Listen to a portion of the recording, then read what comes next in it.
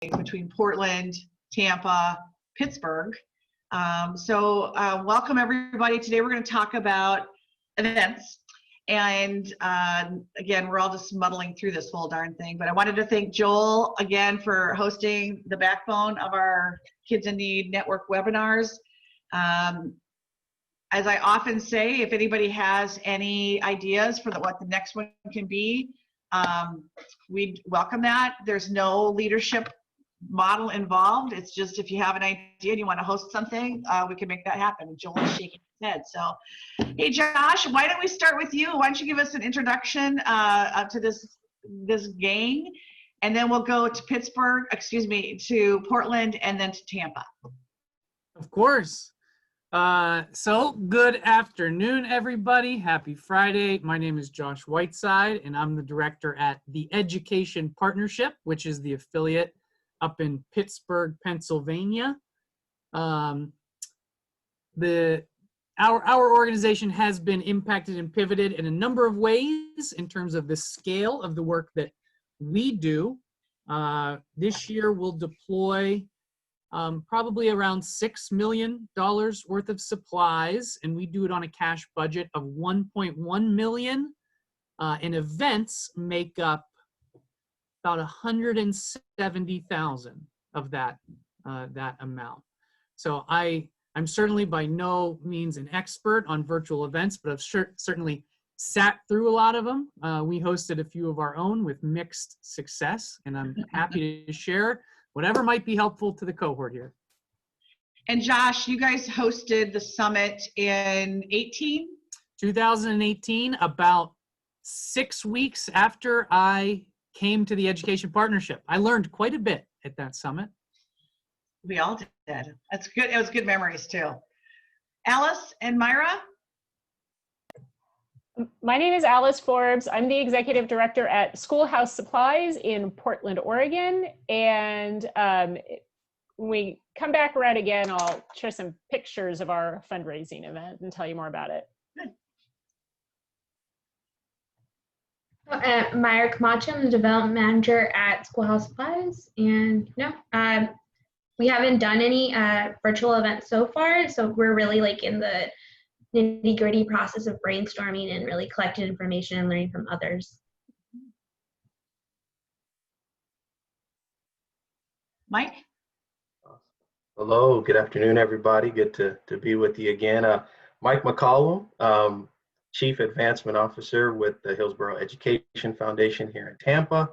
Been with the foundation for a little bit over 3 years now, and we have, if I would ask me 2-3 months ago, do I know anything about virtual events? I would have told you no. Now I know everything. No, I'm just joking. We recently wrapped up our largest annual fundraiser. We did that in September, which was a completely virtual event. And then we're in the middle of planning our largest event we do every year, which is our Teacher Awards, our Excellence in Education Awards, coming up in January. So I am being forced to be deeply immersed into the virtual world of events right now. So this is a timely discussion. I'm looking forward to being part of it today. Well, I think one of the best things about being a part of the network, I'm Margaret with Teachers Treasures in Indianapolis, is I believe most of us are very comfortable stealing ideas from each other and sharing ideas as well. For those of you who are on base camp, and there's some silos there, the executive director has one, I think marketing might have one, and operations. I don't know if anybody from Kids in Need's on that could clarify that, but last week on the executive director one, I asked about virtual events, and so they have, on that platform, there's shared some of the events that were recorded. And I feel like our team is learning the most from participating and watching and just kind of talking to anybody that has done these. And so the benefit that we have a lot to share, we really do. And so if we could share those things through the base camps, or if we could even see if Kids in Need could just shoot it out to all of us, these links to all of our events, so that we can share in the successes, the misses or the hits, and get some ideas off of that. So to Josh's point, 10% of his budget or so is is derived from events. I'd be curious, we'll start with you, Josh, but I'll be curious, Alice and Mayra, as well as Mike, what's your percentage of budget that is events, and what do you think your potential shortfall is going to be this year? And hopefully not, but we're expecting maybe. And then let's talk about some workarounds. What things are we going to do if we're pivoting to hybrid, pivoting to virtual? What are your angles to offset that? So Josh, why don't we start with you about, again, it was 10% of your budget's event-based. What's your confidence level on hitting that, and or what plans are you executing to either hit that, exceed it, or whatever? Yeah. So let's start with the actual virtual event that we ran this year. Our largest event that we run each year is an in-person event, and by product of it's outdoors, it's a golf outing, and it's at a private club, we were able to carry out that in-person event, and it was successful. So, you know, the largest chunk of our event revenue still came to fruition this year. So that piece was comforting. I think what surprised me was the event that we did do virtually, how the dollars and cents of it shook out. So this was our first year doing a teacher awards. It was going to be a teacher awards breakfast. And of course, with COVID, we weren't able to actually have an in-person breakfast. But all of the sponsorship funds had actually come in 2019. We started the procurement of all the sponsorship funds about 6 months in advance. And then when it came time to do the event, you know, we let the sponsors know, hey, this isn't going to happen, at least in person, and we'd be happy to refund any portion of the sponsorship. Thankfully, not a single sponsor pulled out. So I think there is merit to being just completely upfront with the people that are funding your events. Let them know what types of hardships you're facing, the realities of your world, and then also what opportunity might still be there. And I think what really played into our advantage was the fact that, you know, we were firm in our belief that this event is going to happen come hell or high water. I think whether it was going to be financially successful or not, everyone in this cohort probably agrees teachers deserve to be recognized. And in Pittsburgh, that wasn't happening. There had not been a platform to really elevate educators to make sure that the best of the best were getting recognized. Yeah. So we went forward with hosting a virtual event, and that took place in August. So it came about 4 months later than it was supposed to. And the biggest surprise to me was that if we were going to have this breakfast at the DoubleTree Hotel Ballroom, we had a maximum occupancy of 200 people. And that was appealing to sponsors to get their name in front of 200 people. Whenever we held this event virtually, and we did it via Facebook Live, we have about 4,000 followers. I could be off on that. We had it on Facebook Live. We ended up getting over 1,000 people to either attend or sit through the award show. So on the back end, we were able to communicate back to sponsors, not knowing how they felt about not actually being able to be in the room, but 1,000 people saw your support of this organization. And I think going into our second year of this event, which we are just starting to plan now, two key pieces. One was the biggest hurdle in getting sponsors the first year was, I can't tell you how many sponsors said no because they didn't want to fund a year one event. I think that's just, they wanted to make sure that this thing was actually going to happen, whatever. They didn't want to fund a first year event. And then secondly, is that now going back year two, we can say not only did we hold this event, we held it virtually, and here's the reach of people we now know that we can get to. So if we are in a place where we can have this event in a ballroom, I think that'd be lovely. but I can guarantee you, we will simulcast that event to a Correct. virtual audience because that was an untapped resource. And I think it was something that before COVID, we didn't think was possible or would be attractive to a large number of people. We now know that everyone is accustomed to it, and it works. And it's affordable. I mean, that's the other cool piece of that. So good It's job. affordable. Good job. We saved 10 grand in expenses, Right. by not having it at the ballroom. And did you hit your budget then with 1,000 people We financially? actually surpassed it. Yeah. Because we collected all the sponsorship money and we didn't have to pay 10 grand. So budgetarily, that event beat budget. I'm going to come back to you because I think we need to find out how did you get 1,000 people? That's a lot for a virtual event for a first time circumstance. So we'll meld on that, but let's go down to Portland. And how are you guys doing? Did you hit budgets, shortfalls? What's your workarounds? So this year in March, I'm going to show this picture here. And then I'll take it down. This is our Celebrity Spelling Bee. And this year for our 20th birthday, we had our Celebrity Spelling Bee and our 20th birthday party. And it was March 4th, and then Oregon issued the shelter-in-place notice. So pretty much no events happened the week after our event. And it was a traditional gala with the silent auction, and this was a more casual dinner this year. And then we were in this converted theater in an old high school. So like super historic looking building, lovely setting. Guests moved with their wine and dessert and everything, moved into the theater for the Celebrity Spelling Bee with a very well-known local drag queen as the host. So it's a funny spelling bee. And we already were seeing guest fatigue though, and having trouble filling the room to the level we really wanted to. So, and then this year with COVID, we also we had like 40 no-shows the night of the event.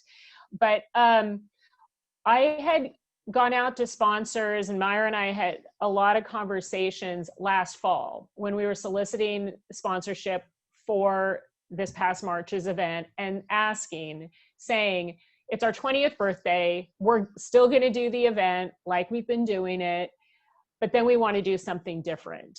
And how on board are you for something different? We don't want to lose your support. And it was interesting because about half the sponsors said, yeah, you know what, we're getting tired of sponsoring events and we would be happy to fund a capital campaign or shift to just supporting the free store for teachers. But the other half said, wow, we really like sponsoring an event. So as we look to the future, we had already planned to do something different coupled with a capital campaign for a van and warehouse improvements in 2021. Of course, because of the pandemic, we haven't done our due diligence around that, so we're behind. And then we were going to do a different type of Celebrity Spelling Bee for 2022. So the Celebrity Spelling Bee has netted between, in a lower year, maybe 90 grand, and then typically around 100, 110, maybe a little more. That's net. Mm-hmm. And the more people you have, the more expensive it is to do the event. The fewer people, the less expensive, but you don't have, you don't get that as many of those like Hail Mary $1,000, $2,500 paddle raises the night of the event. So it represents of our $550,000 to $650,000 cash budget each year.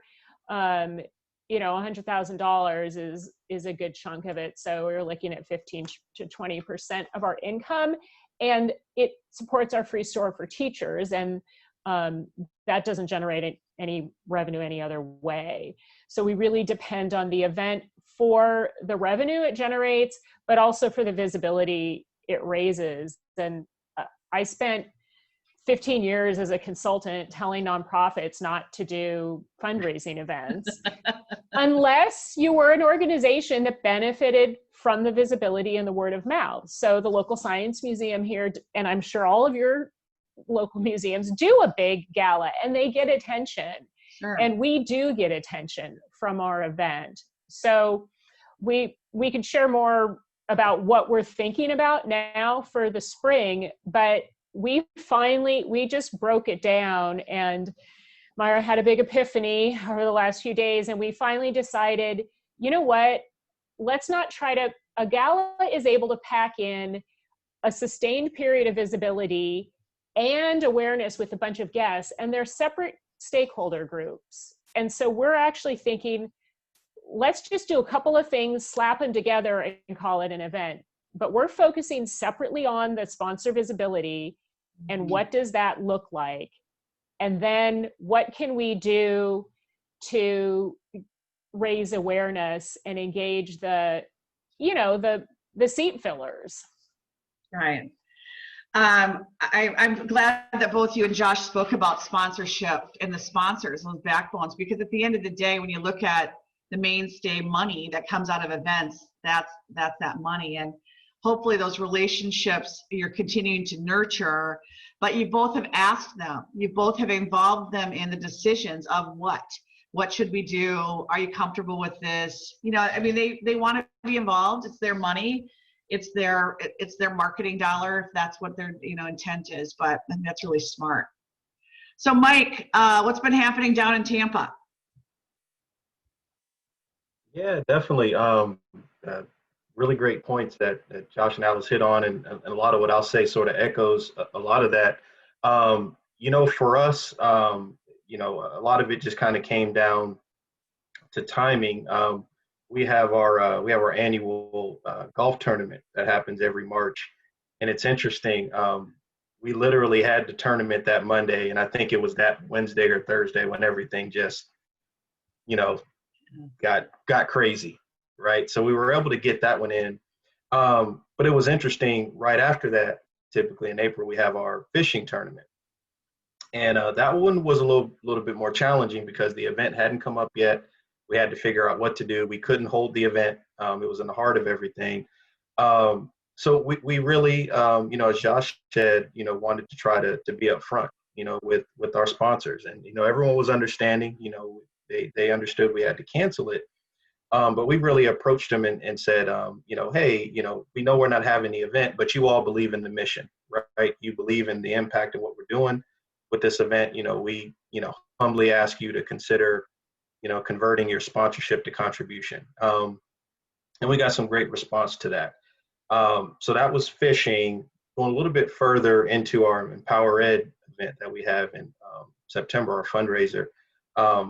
Margaret, to what you were talking about, we really tried to be thoughtful about our process with that event. We knew going into the fall, we had to figure out how to do it. It's typically an event we hold in like a nice ballroom, your standard fundraising event. But we knew we had to do something different. But what we also understood, and we talked about it as a group, is we didn't want to just assume that we knew best, right? Particularly when an event hinges on your sponsors doing it, right? So before we really made any decisions, we anticipated where we would end up, but we said, hey, let's take a step back. Let's involve our sponsors in this conversation. Let's talk to them. Where are they? Are they sending their people to events? We want to know, if we had an event at Armature Works, is the place we have it here in Tampa, are you even going to send your people, right? Are you sponsoring events, or are you pivoting the money to go elsewhere? So we did that, and where it ultimately landed, the sponsors basically said, no, we are not sending our people to in-person events. We've kind of forbidden it. But the second part of that, which was great, but they said, hey, but again, we believe in the mission. We believe in what you're doing. If you're going a virtual route, we would not only participate, but we would actively sponsor the event. So that kind of gave us the confidence to move forward with the event. Well, right around that time for us, so we're on a July 1 through June 30 fiscal year. Mm-hmm. So right at that same time, we were making budget decisions for this event and events for 2021 year. Well, Well, how we approached events as a whole is we budgeted very conservatively this year, just because we don't know what's going on. There's a lot of funders we talked to in this particular year. We felt sort of fortunate because even money that we got already for these events in the middle of COVID, it wasn't that difficult for those funders to still fund that sponsorship, that event, that contribution, because it was already earmarked in budgets, right? But going into 21, they're building their budget. So what's that? We don't know what that's going to look like. So again, we budgeted very conservatively with that process. Just kind of to wrap up the thought, going into Empower It, so going into that, we budgeted that event very conservative. Again, we just were not sure. Well, again, similar to what Josh and Alice were sharing, we were pleasantly surprised with how that event went. You know, compared to last year and the budget this year, not only did we surpass budget this year, we surpassed our normal in-person event fundraising. So we actually ended up raising, I think we surpassed last year by $18,000 more than if we would have had the standard event, and we surpassed budget by about $45,000. Mike, let me ask you that. Let me Yeah. ask you about that $18,000. Do you attribute that to COVID generosity, or do you attribute that to event efficiency, that you didn't have to spend it on AV or what, you know, whatever you would have done live? Or is it a combination? Yeah, absolutely. You know, it's interesting. I more attribute it to people understanding the moment we're in and understanding that obviously education, we know we live and breathe it every day, but so how critical education is, but especially how critical it is in the moment we're in. The struggles that teachers are facing, the struggles that families are facing, trying to get their kids to learn remotely. So there's a heightened awareness in the community, and our donor base spoke with their money and their contributions. We were raising more in the spring than we were in previous years because of that response. So I attribute it to that, and not so much expense, because the only thing I will say, doing the virtual events, while we save on some other expenses, we picked up on some other ones. So for example, we are not experts in doing virtual events. Right. We hired a partner to come in alongside us, do all the AV, do all the production, do all of the building of the actual production, because we don't do that. Well, you know, that cost us a little over 20 grand to do. So it kind of washed with, okay, you save on not serving food, right? But you pick up a partner to help do your production. So the expenses kind of wash themselves out. I think that's an interesting piece too, as I'm sure all of you guys are sitting around a table with your teams and your board, and the sticker shock that comes with, we want to do an event, we're going to ballpark 20 grand. But if you can, quite frankly, no judgment, we're in the no judgment here zone, but you can tell the difference between we're going to cobble this thing together and just have talking heads and just ask for money, versus we're going to put out some decent video of our teachers telling their stories. We're going to spend some money of just a higher end situation. And you don't need to be too fussy, but you want it to move. You want it to be. And so we say this a lot around our table is, you know, you get what you pay for. So that's hard to say we're going to spend 20 grand on a, you know, potential $200,000 event or whatnot. But I'd be curious around the table, have you had sticker shock? And I want real quick, Mike, before we move off you, what platform did you guys use for your September event? So what we did, we worked with a company here locally called Reimagined Experiences, and I'm forgetting the name, but it's a streaming platform that they use for all of their events. But we also had broadcast, so it was, you know, we could do to YouTube, we could do Facebook, so it could kind of be broadcasted across all of those particular channels. And what they did is, and it just sat right on our website. So it was just a link, took people to our website the day of the event. They watched it right there. Okay.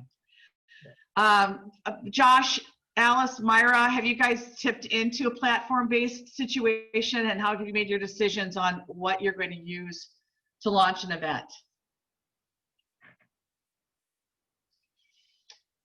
Well, I was just going to say, I think right now we're like in the exploration phase. So we haven't chosen anything, but, you know, we are like, I'm reaching out to, we have this idea of doing like a virtual trivia night fundraiser.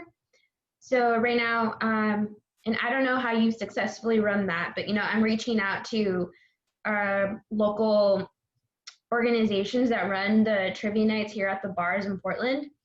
And, you know, I got like a response back from someone, and they're telling me what it takes to run it, and it's like 3 different things, right? And you have to have in like Discord, Twitch to stream it, Google Sheets to get your answers in. I'm like, oh my God, I didn't even think that you needed to have all this to run a virtual trivia night. So, you know, Yeah.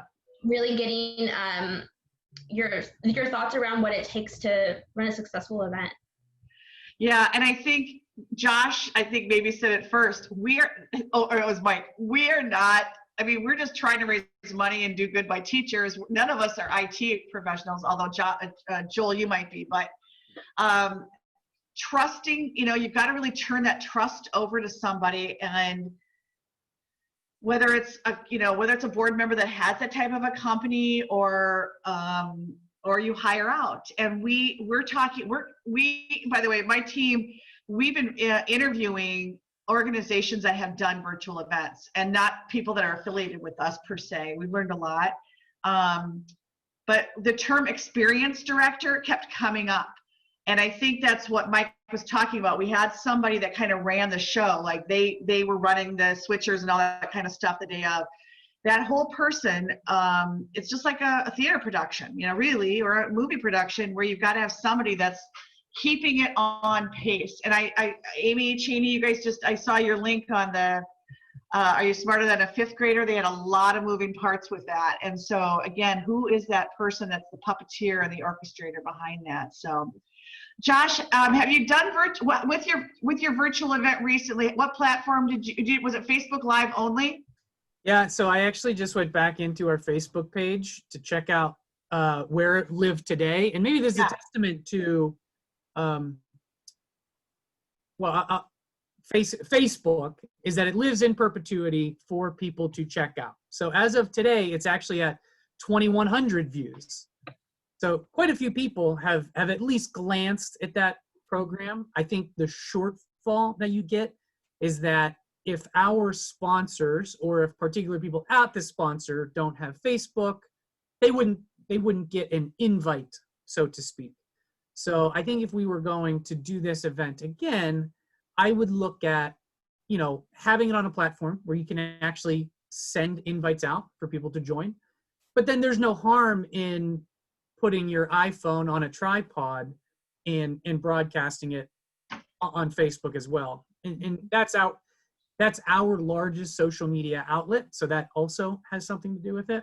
Sure. But yeah, we just used Facebook, and I'm surprised to see that actually 2,100 people have viewed that.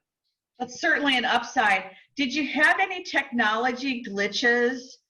Did you have any dead time or problems with the internet? I wouldn't say we had any glitches, but when you're doing it on Facebook Live compared to some of the other virtual things that I've sat through, is that a lot of them have higher production value. They have pre-recorded videos that they can show. For us, it was my advancement associate and I in front of the camera. So it might not have been a glitch, but there were some imperfections. And at the beginning, I just said to Kiki, is her name, I said, whatever happens, we're just going to roll with it. It's live, and this is what we're dealing with. And that's what we did. I'm reading Monica Lloyd's note. She said, we turned our fall event into a virtual event and moved it to July to get ahead of other fall events in our area. That was smart. We used GiveSmart for ticketing, auction, and raffle, and exceeding our goal. The best advice I received was from Amy in Cincy, and it was to have it professionally produced. One of the highlights, and I'm going to steal this idea, Monica, one of the highlights was a recorded Zoom call with teachers that we showed during the event. That's the money shot right there when you get those teachers talking. And so we're really trying to figure out how to, really showcase the teacher in their authentic environment. That's a good one. So that's great.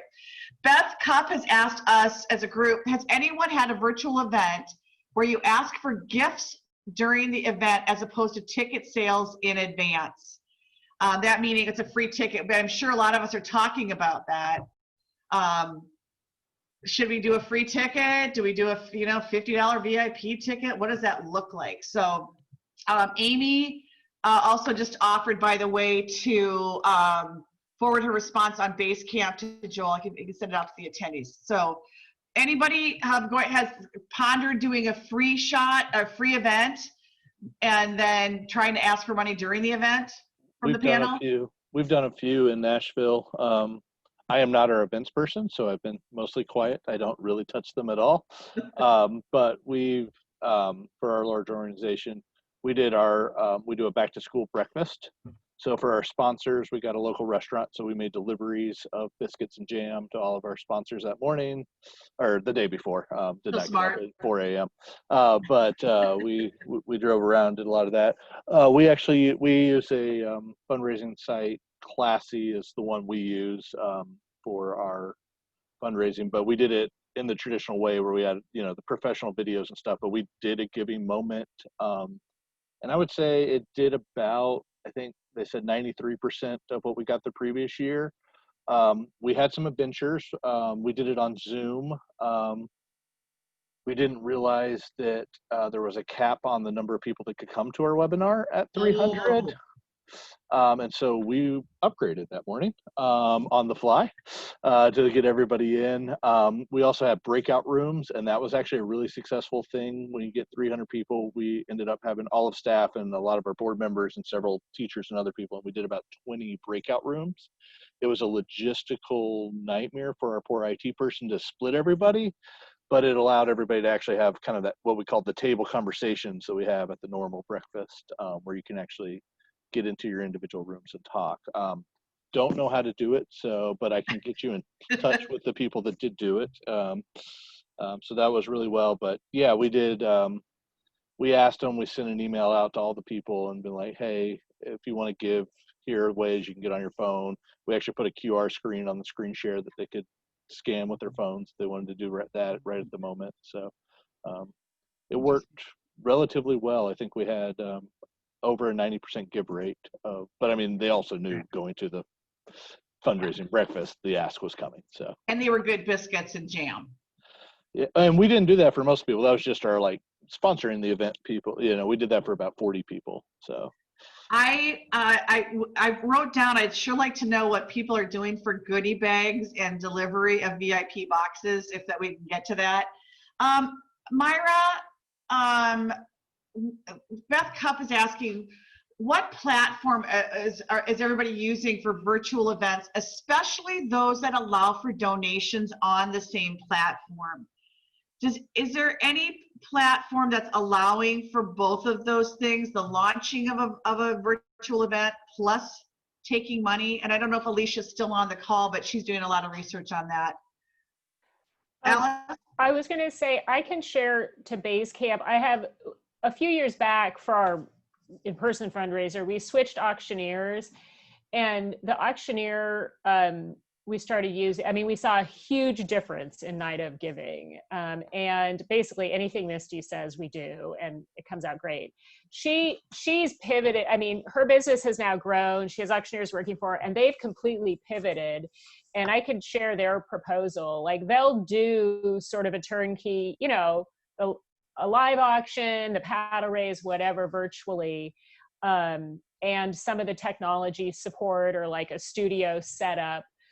And I can share those costs. She has a standard package broken out. So I'll post it to Basecamp, and then anybody can check that out for reference. Is she local to Portland?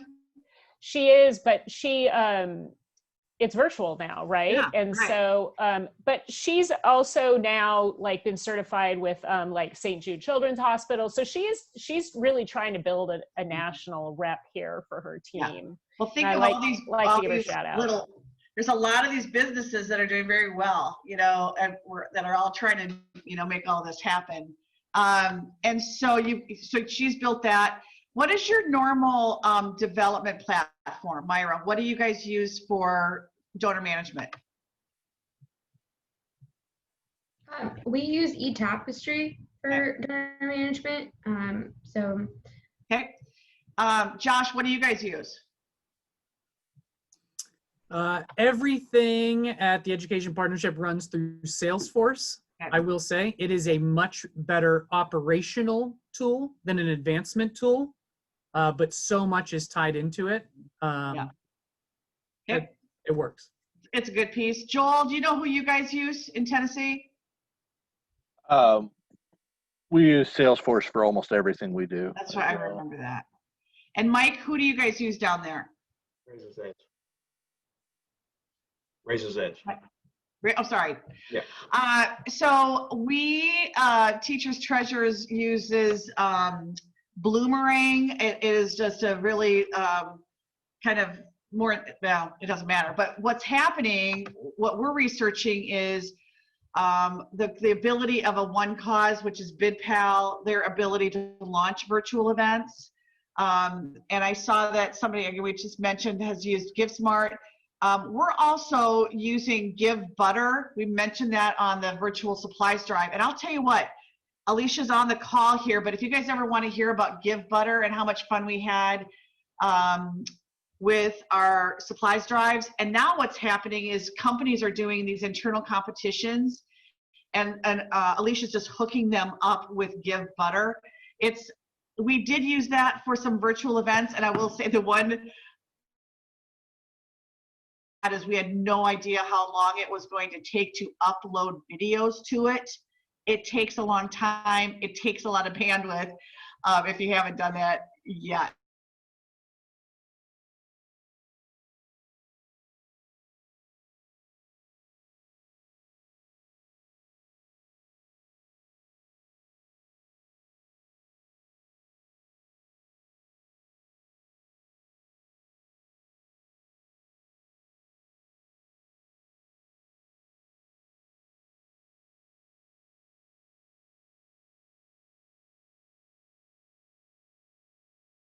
If you're looking at options. Yeah. So Alicia wrote, Give Butter for streaming and donations only, no auction capability. So we want to make sure, I'm hitting all of the. Beth Wilson, for our virtual Are You Smarter event this past June, we didn't have a ticket cost and did a panel raise during the event with live auctioneers. This is from Cincinnati, if I'm not mistaken, Betsy. The key is to have plants that are online to make donations at each level. We also had a thermometer that raised donations as well. I think the plant idea is very smart. Very, very smart indeed. We talked a little bit about the cost factor when it comes to, depending upon who you're hiring and engaging.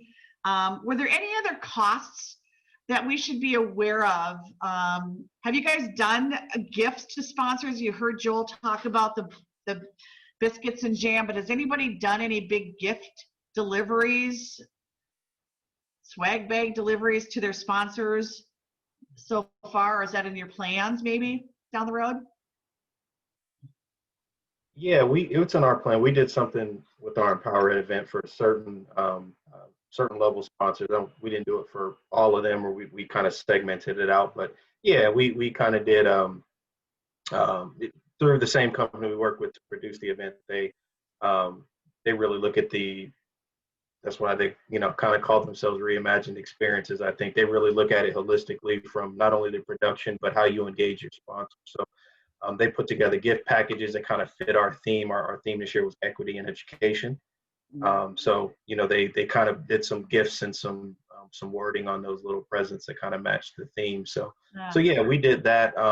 We're actually thinking about just to kind of add to the experience for our upcoming Excellence in Education Awards. We're considering maybe doing like a little memento to all of the attendees. So we're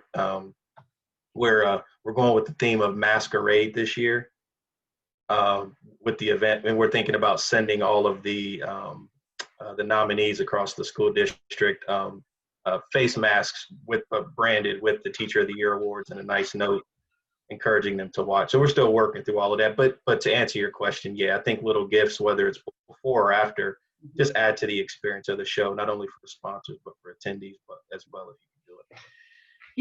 It's for those of us, if you heard, a few of us have events in March. And I don't know, Alice, if you guys are going to continue with that March date, but you wonder what the fatigue level is going to be by then with virtual events. And so that's where our team is thinking is, we got to sex this thing up. It's got to be great. You know, we got to get them to come. And Monica just wrote, or excuse me, somebody just wrote a miss. I think it was Betsy. One miss that we had with going virtual was making the assumption that our sponsors would show up and attend like they do for the in-person event. That's a really good point, Betsy. That wasn't the case. Several of our major sponsors didn't participate in the virtual event, and they were big donors to those paddle raises, right? And so we've had this crazy dessert dash. It raised $46,000 in 11 minutes. It's sort of our ask. And we couldn't, well, we'll share that idea sometime. But we couldn't figure out how do we do that during a virtual event.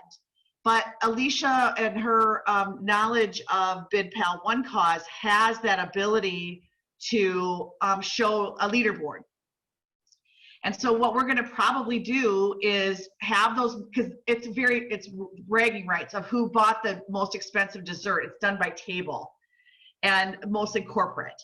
And so the bragging rights would go to this company because they spent $15,000 on a cake or whatever. So we're going to actually try to recreate that behind the scenes heading up to it so that they'd want to show up that night to see if they, you know, are still contributing to their competition. So we've got to find a reason for them to show up, right? Whether you're awarding them something or there's a competition within. Monica also said we offered gift boxes to sponsors and VIPs. This is interesting, Monica. All but one sponsor declined the boxes. Most want their donation to be 100% tax deductible and thought it was unnecessary. All of the VIP individual donors accepted the boxes. So that's cool. You know, people want the box, companies don't. Giant Eagle donated bottles of Prosecco, charcuterie platters for 2, and chocolate. Good to know, Giant Eagle family, for sure. Can I ask a question? Please. So what we've done some reconnaissance and due diligence, talked to a lot of event guests, and it's clear that there's fatigue now. Like at the beginning, if you had an event planned and you're like, oh my God, we have to shift it all online, like people were really willing to support it. But now that these are like virtual events from start to finish, like you're planning it as a virtual event, we're hearing that people aren't attending. We're hearing that from, organizations, but also from guests. And so we decided, is it that good an idea to just take what you used to do and adapt it for virtual? That's why we're talking about Trivia Night, Celebrity Spelling Bee Edition. But what we are now suddenly faced with is having had a gala for all these years where a $30,000 sponsorship was reasonable, and like Trivia Night, I mean, we're going to have this other campaign, but like if you Google like presenting sponsored Trivia Night, like $3,000 was the most expensive one that I saw. So it's a big gap, and I'm wondering if folks would be willing to share your sponsorship package for your virtual event, because we would be very interested to know what are the ways you are giving sponsors visibility. We expect sponsors with their visibility, and we're going to have a whole different audience at our event. Like I don't even want to try. Like they already have trouble filling seats. Like let people come to this that just want to come to this. I think that would be a gift for all of us to share. We're just writing ours right now, and we ultimately haven't changed the price point for any of our sponsorship levels, but we're going to change the ticket price, the individual ticket price. What was $125 will be free, or a VIP will be $50. But I think we're going to do an event t-shirt, and we're also doing our tote bag, which we've never done this kind of stuff, but it's going to have all those logos on it. We're going to give those to all the teachers so that those logos will be walking around town, but we'll have that on our sponsorship packet. And if we could share those around the table, I think that would be really great. Martha, real quick, just to add to that, yes, Mike. We made that conscious decision. Our Empower Ed event, we for non-specific, kind of VIP guests and the like, we used to, we would normally sell a ticket for that. Also for our EIE awards, that was a ticketed event, and it brought us a decent sized amount of revenue. we're not charging tickets for any virtual events. We're just trying to play the numbers game. We don't want any deterrence for people not tuning in. We want as many eyes as we can get onto the show to come take advantage of the experience. So sponsorship and then free. Sponsorship, yeah. Now we are incorporating what you said a few moments ago about, hey, if anybody would like to make a contribution to the organization, and we did do an ask at the end of our fundraiser. Again, as Josh said, people knew at the end what's coming. So we do that, but like for the teacher awards, for example, you're exactly right. There's sponsorship, and it's a free admission ticket to attend. Yeah, this is so intriguing. So Betsy said, you know, they did a corporate survey to gauge interest in sponsoring events and what benefits were important to them. I think that's a really good idea. Alicia's asking the question, and you heard Josh speak about, they thought this many people would show up, but then 1,000 literally showed up, which is intriguing to me. Anybody else have any stories of how engagement has gone with virtuals? That, like, I was on an event 2 weeks ago tonight, and what was normally 450 people together, it was 78 folks. It's like, huh, but they still made their budget. You know, so was it those 78 people that showed up that were going to give them the money? They made it. So, Josh, how did you guys follow those numbers of that engagement, and what do you think attributed to you getting 1,000 people showing up? Well, I should say 1,000 people didn't show up for the live presentation. It was the fact that it lived virtually was part of it. But I also think part of it is the fact that this is the first time teachers had been recognized in this way. And we were encouraging all of the nominees and all of the winners to share out details about the event. And teachers live on social media and are very good at utilizing or contacting their networks that way. So I think part of it was just encouraging teachers to share their accomplishment. And then also to go to what Alicia just said, about engaging an audience. One tool that I've seen used in a lot of different virtual forums, and then we've used it in some just internal staff meetings, is menti.com, MENTI, which is a great way of getting real-time polls out to the people in your virtual room. Love it. Just as a way of making them feel that they're part of the show. Are they on their cell phone while they're watching this? Is that how they're reacting, or they have to be on They can do either. You can take the poll on a web browser on your phone. Menti.com. I love it. Amy wrote, as for sponsorship, if we can figure out the engagement piece so that people show up, then the potential reach for sponsors is a lot more than a 200-person ballroom. She's absolutely right. Okay, I want to make sure I'm hitting everybody's. These are all awesome, you guys out there in TV land. I would like to go around. We'll start with you. Well, Mike, we'll start with you, then we'll go to Portland, then back to Josh and Joel, if you have any ideas too. But what's the kind of that one great idea that you'd like to share with the group? Kind of leave us on this note. And by the way, Josh, I love your Bill Murray poster behind you. Because we feel like we're in that, you know, Groundhog Day, right? That's the day we're living it. So, Mike, what's one great idea that you'd like to kind of leave with us today? Yeah, sure. So I don't know if it's as much of a great idea as sort of a word of advice, you know, as we think about these events. The Empower Ed event we did in September, we were very ambitious, and we chose to do that event 100% live. And it was a very highly produced event. You know, I'll be happy to share it out, but you know, we had lower thirds, we had all of our speakers in one place, we had the camera set up. I mean, it was, you know, like you're producing a little mini show. And it was great, and it went off well. When I tell you the stress levels of trying to do a 100% hour-long, basically mini TV production that's being streamed live, it's a lot of work and a lot of extra stress. So again, I understand there are times when there might be a session that you want to do completely live. Like I think the piece that Josh shared, what he did, I think that setting that's a great live experience. It's kind of a a laid back, very interactive. You want to bring the person into the conversation.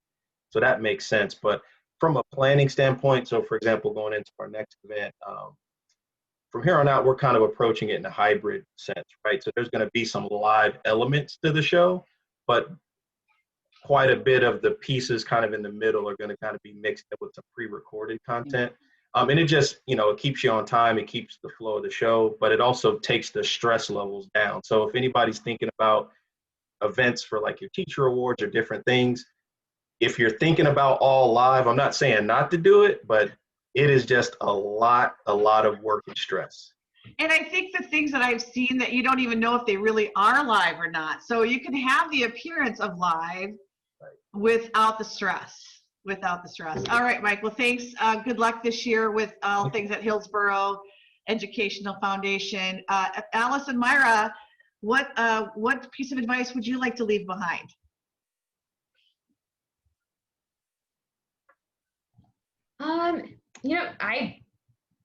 I think everybody already knows this, so like collaborate and share resources, and that's kind of the best thing to do, which is what we're doing at the moment. We haven't had a live event yet, so it's really interesting and appreciated to hear from everybody what's going on, because I think we're all thinking about that. I think so far our testing out the waters and talking to a lot of people is what's really been helping us and coming together and get the ball rolling. So I think that's what's been working for us. And I think thanks, Mayra. Again, good luck this year, Mayra. Good luck. Alice, what would you like to share? Yeah, so in talking to a lot of guests, like, there's the people that are on so many boards and have already strong armed their friends to go to events, so they go to a ton of events. But what I have heard from a lot of guests is that there's the engagement piece that we've been talking about, but also the ones that have any kind of humor or fun are the ones they're remembering. And I talked to someone this morning who said that there were 2 appeal videos she saw in events that were actually kind of funny, like they used humor really nicely. And she said, but the ones that normally work for a live audience that kind of make you tear up or really heart-wrenching, she was like, it was so easy to tune it out. And they know why they're there. Yeah, people know why they're there.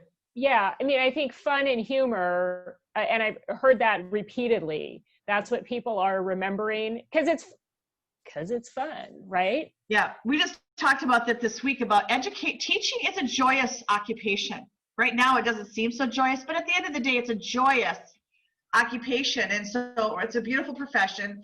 And we should be light and fun and joyous if you can with events, because that's what they gravitate to. Thank you, Alice. Have a good year. We'll talk, I'm sure, many times again. Josh, what one thing would you like to leave behind? Well, one, I want to give credit. I don't remember who said it, but one note that I made here was whoever said they are using Zoom breakout rooms to create that concept of table conversations. Oh yeah, Joel, it was you and your IT folks in Nashville. That's a cool idea, because I do think those table conversations have a ton of value to guests, and creating that in a virtual space is a neat idea. I think if there was something that I would leave with, it's that I think on the surface, it would seem that a virtual event, there's less room to engage with an audience, but I actually think that it's just the opposite. I think that in a virtual space, you have the opportunity to actually get people's feedback, whether it's using a service like menti.com to get feedback, or to just, even if it's premeditated that you're going to call on people to speak on behalf of somebody. Those are things that you can't do in a giant ballroom, but you can do in this virtual space. So I would say look for opportunities to engage rather than saying it's virtual and we have to be hands-off. Joel, do you want to jump in? Thank you, dear. Thanks, Josh. Anything you want to jump in on, Joel?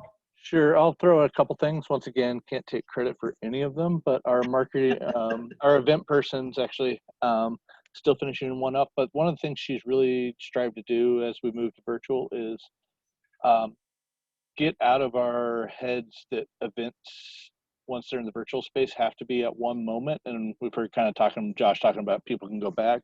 But this week we did Principal for a Day, where usually it's a one-day thing where we have people go in and meet with the principals, and then we'll have a luncheon afterwards, and it's kind of a one-day thing. Well, no one's allowed in a building right now, so there was no reason to have it one day. So we did a kickoff on Monday, and we allowed principals to say what day they were open and people, and so we can match up a lot more people. And so we actually had our largest participation ever this year, because it was all kind of virtual, but it was when it fit both people's schedules. And so it was a lot of logistics works on matching people up, but we got a lot of one-on-one conversations that were bigger than just being like, it's going to be October 29th, take it or leave it, as we usually have to do. And then obviously, without having to pay for lunch, the cost of it was just staff time of making the connections.